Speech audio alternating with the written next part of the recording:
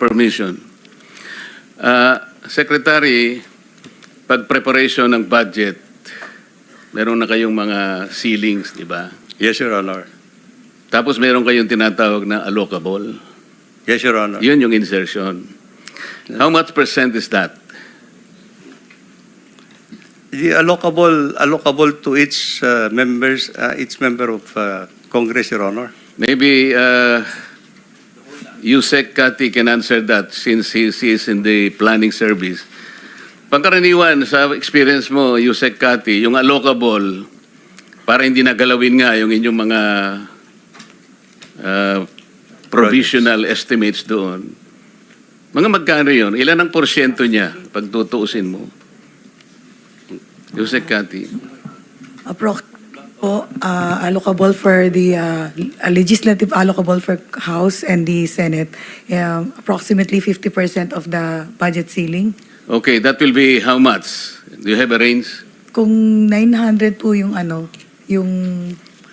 ceiling namin per NEP, around half of it. Magkano nga yun?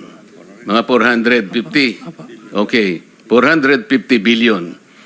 And then, Mr. Chair, papasok yung sinasabi niyong leadership. Leadership. So itong 450, 50% siya eh, no? Leadership fund, mga ilang porsyento yon? Kasama na po yun. Sa 450. Okay. Pagkatapos, Mr. Chair, bakit po ang DPWH ay nagsasubmit ng unprogrammed funds sa DBM, hindi nyo naman budget yon? Your Honor, as far as I can recall, the unprogrammed funds emanates from the House of Representatives. Hindi nga po eh. Kayo ang nagsasubmit, kayo ang gumagawa ng budget, pero hindi nakalagay sa DPWH, pero napupunta sa DBM. Siguro DBM ang sumagot. Di ba yun ang program fund sa inyo? Mr. Chair, as to the projects of DPWH, wala pong napupunta sa program once we submit the budget to Congress. Eh, kanino napupunta yung unprogramming? Kaya nga hinahanap natin. Alam po ninyo, ang tinutumbok namin dito, yung sistema kasi. Yeah. While we are also looking into the micro details of all this, ang pinaka-importante rito, tumbukin natin yung sistema. Okay. Bakit po nagkakaroon ng program? Kasi nabobloat po yung mga ilang porsyento yun, Yusek Kati, kung kukwentahin mo yung program. Parang ang total po for 2 years is around less than 200 ang total. Let's take yung 2025 muna. So para maidagdag natin sa 450 in-estimate mo kanina. program ng 2025. Mga ilan po? Wala pong 2025 na na-release ang program. O in the last 2 years, ilan yun?